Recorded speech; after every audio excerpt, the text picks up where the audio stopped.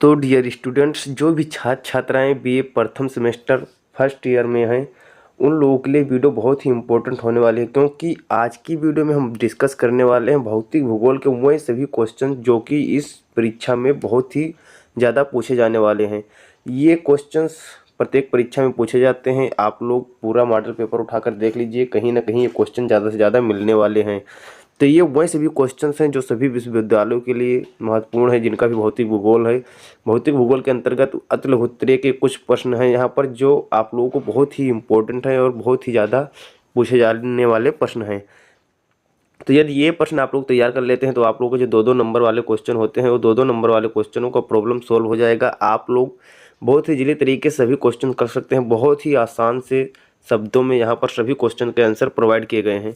तो यदि आप लोगों को भी पूरा क्वेश्चन पेपर देखना है, कौन कौन से क्वेश्चन है, तो वो आप लोगों को वीडियो को लास्ट तक जरूर देखना है और साथ में बने रहना है हमारे वीडियो में। तो चलिए बिना देरी किए हम लोग वीडियो को शुरू करते हैं। तो डियर स्टूडेंट्स, ये हैं कुछ इंपॉर्टेंट क्वेश्चन। यहाँ पर आप लोगों को सभी अतुलहुत्रे प्रश्न मिलने वाले हैं। आप लोग बस इससे बहुत अच्छे तरीके से याद करके रखना है और कुछ नहीं करना है। तो सबसे पहले हम लोग देखेंगे कि भूवैज्ञानिक समय सारणी को कितने कल्पों या युगों में बांटा गया है, यानी how many eras and periods are there in the geological time scale. तो यहाँ पर कितने कल्प युगों में बांटा गया है, तो उत्तर क्या है कि भूवैज्ञानिक समय सारणी को 4 मुख्य कल्पों, इओन्स और कई युगों यानी इरास में बांटा गया है। तो यहाँ पर ये क्वेश्चन है, ये कभी कभी बहुत ज़्यादा पूछ लिया जाता है। मैंने कभी पिछला मॉडल पेपर आप लोगों को दिया था, उसमें ये क्वेश्चन पूछे गए थे। तो ये क्वेश्चन अब बहुत अच्छे से आप लोगों को तैयार कर लेना है। 2 नंबर वाले क्वेश्चन हैं ये। फिर क्या है, हेडियन कल्प पहला जो है प्रारंभिक पृथ्वी का समय ये माना जाता है। आर्कियन कल्प, आर्कियन युग, आर्कियन इरा माना जाता है। दोस्तों ये सब क्वेश्चन कभी कभी पूछ लेता है बहुविकल्पीय में कि पहला कौन सा था, दूसरा कौन सा था कल्प, या तीसरा कौन सा था। तो ऐसा आप लोगों को पूछ लेता है तो बहुत सारे बच्चे कंफ्यूज हो जाते हैं। तो वहाँ पर आप लोगों को बहुत अच्छे तरीके से ध्यानपूर्वक सभी क्वेश्चनों को करना रहेगा। फिर क्या है, प्रोटेरोजोइक कल्प। प्रोटेरोजोइक कल्प, इसमें आप लोगों को 2 युग देखने को मिलेगा, एक मेसोप्रोटेजोरोइक और एक नियोप्रोटेजोरोइक युग। जैसे कि आप लोगों ने प्रोटोजोआ पढ़ा था ना 12th में, यदि आप लोगों ने साइंस साइड से लिया होगा तो आपने बायोलॉजी में पढ़ा होगा प्रोटोजोआ। संघ प्रोटोजोआ एक था, फाइलम प्रोटोजोआ। तो प्रोटोजो इसी युग से प्रोटोजोआ आए थे। फिर पैलियोजोइक युग यानी फेनरोजोइक कल्प, इसमें मीसोजोइक और सीनोजोइक ये दोनों थे। अब यहाँ पर आप लोगों को बहुत ध्यानपूर्वक बातें ये हैं रखनी है कि कौन कौन से फेनोरोजोइक में आए थे, कौन प्रोटेरोजोइक में आए थे। तो इसमें आए थे मेसो प्रोटोजोइक और इसमें आए थे मेसोजोइक। तो ये आप लोगों को बहुत ही अच्छे तरीके से याद रखना है। फिर क्या है, प्रत्येक युग को और भी छोटे कालखंडों में विभाजित किया गया है जो भूवैज्ञानिक घटनाओं और जीवन के विकास के महत्वपूर्ण चरणों को दर्शाते हैं। अब दूसरा क्वेश्चन है कि बहुत ही इंपॉर्टेंट है, ये पूछा जाता है, ये भी 2 नंबर में। ये कौन सा है, ये पृथ्वी की आंतरिक संरचना के पार्ट से लिया गया है, यूनिट से। वो मैंने ऑलरेडी आप लोगों को पढ़ा दिया है, आप लोगों ने नहीं देखा है तो चैनल पर विजिट करके वो देख सकते हैं। आंतरिक क्रोड क्या है, यह क्या है, अंतःक्रोड। आंतरिक क्रोड या अंतःक्रोड जो आप लोगों को ये पढ़े होंगे, जब पृथ्वी का 1/3 काट होता है तो यहाँ पर जो हिस्सा होता है ये, तो ये होता है आपका क्या होता है, ये क्रोड या कोर, जो आप लोग इसे नाम दे सकते हैं। तो पृथ्वी का क्या है, पृथ्वी का अंतरतम या सबसे भीतरी भाग है जिसका पता भूकंप विज्ञान के अध्ययनों द्वारा लगाया गया है। आंतरिक क्रोड एक ठोस विशाल गोले का आकार का है जिसकी त्रिज्या लगभग 1220 किलोमीटर यानी कि 760 मील है और यह आकार में चंद्रमा के आकार का लगभग 70% है।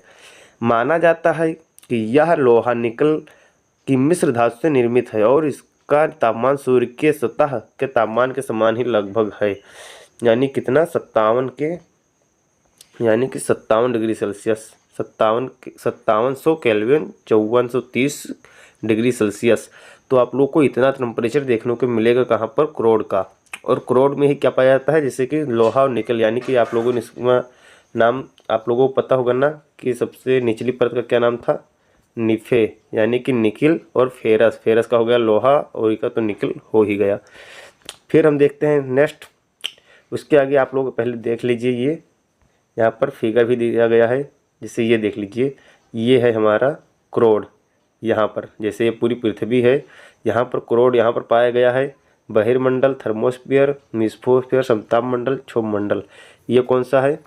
ये आप लोगों का ऊपरी मंडल है।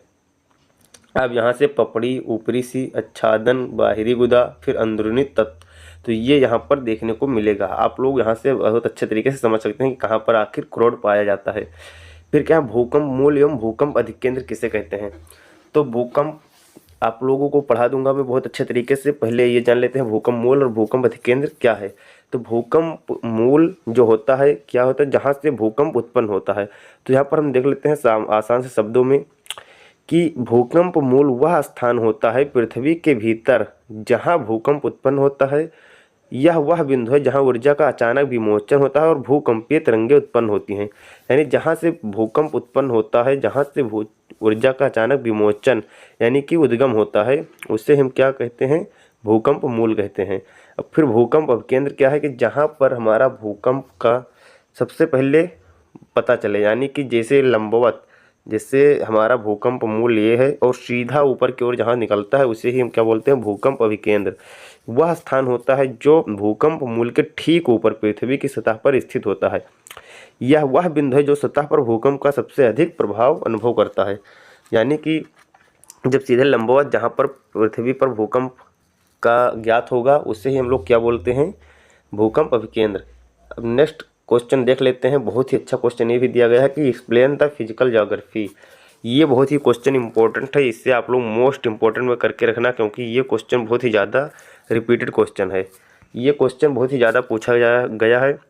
भौतिक भूगोल, भूगोल की वह शाखा है जो पृथ्वी की प्राकृतिक विशेषताओं और प्रक्रियाओं का अध्ययन करती है। इसमें भू प्राकृतिक विज्ञान, पृथ्वी की सतह की संरचना, जलवायु विज्ञान, मौसम विज्ञान, जल विज्ञान तथा क्या है, वनस्पति और जीव विज्ञान और मृदा विज्ञान, इन सब का अध्ययन किया जाता है। भौतिक भूगोल प्राकृतिक पर्यावरण की संरचना, कार्य और गतिशीलता को समझने का प्रयास करता है, जिससे यह ज्ञात होता है कि विभिन्न प्राकृतिक प्रक्रियाएं और तत्व एक दूसरे के साथ कैसे अंतःक्रिया करते हैं और मानव जीवन को कैसे प्रभावित करते हैं। तो ये क्वेश्चन बहुत ही इंपॉर्टेंट था, जैसे मैंने आप लोगों को बता दिया, तो इसको आप लोगों को बहुत अच्छे तरीके से रट के रखना है।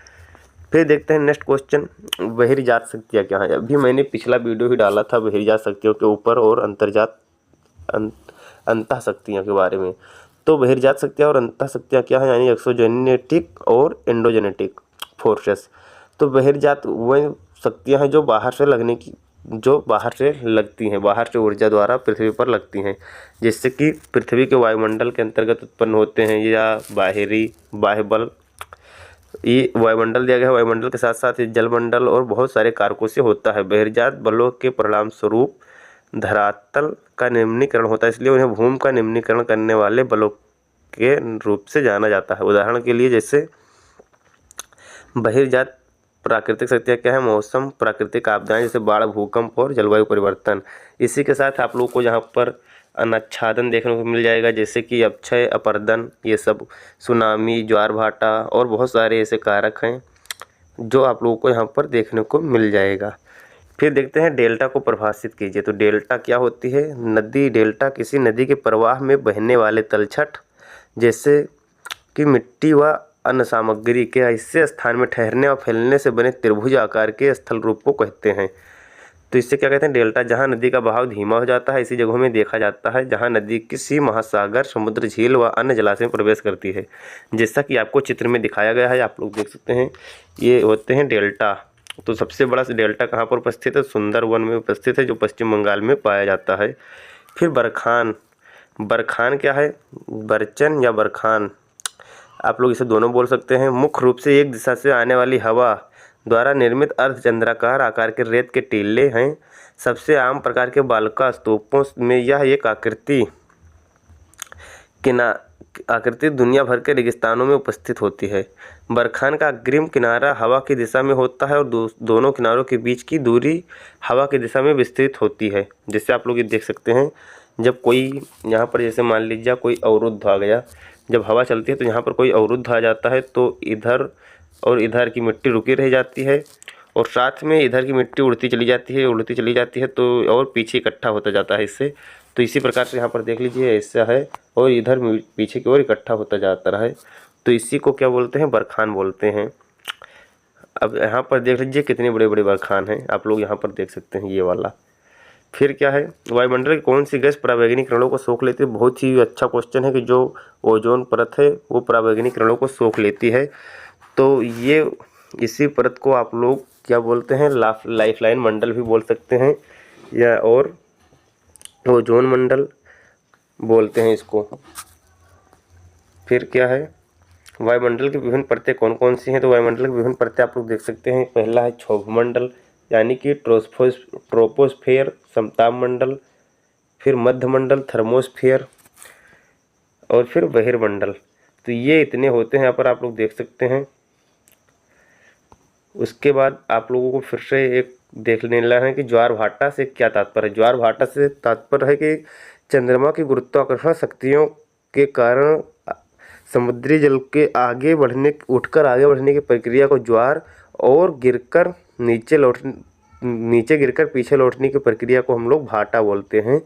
जिससे आप लोग बहुत ही आसान शब्दों में अपने हिसाब से लिख सकते हैं। जैसे देख सकते हैं यहाँ पर ज्वार भाटा, वैसे ज्वार भाटा अच्छे से दर्शाया नहीं गया है यहाँ पर। आप लोग देख सकते हैं जैसे ज्वार उठता है इससे समुद्रों में ऐसी लहरें उठती हैं, जैसे आप लोग सुनामी देखते हैं उसी प्रकार से।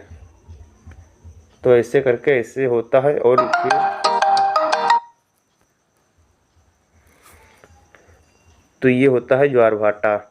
इसी के साथ हमारा क्वेश्चन आज का सभी कंप्लीट होता है। इतने क्वेश्चन आप लोग अच्छे से तैयार कर लेते हैं तो आप लोगों के आराम से 10 से 12 नंबर बहुत अच्छे तरीके से तैयार हो जाएंगे।